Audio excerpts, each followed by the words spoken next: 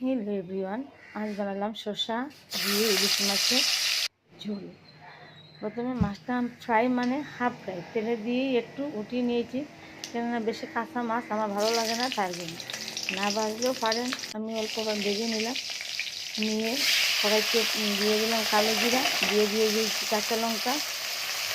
যেহেতু আমি কোনো মশলা ইউজ করবো না, তার জন্য লবণ দিয়ে দিলাম, হলুদের গুঁড়া আর অল্প জিরার গুঁড়া, আর কোনো মশলা ইউজ করবো না। দিয়ে ভালো করে কষে নেব, কষে নিয়ে জল দিয়ে দেবো, রেখে দেবো, রেখে আরও কিছুক্ষণ কষে নেব। কষে নিয়ে তারপর পরিমাণ মতো জল দিব, পরিমাণ মতো জল দিয়ে জাল উঠলে মাছটাও দিয়ে দেবো।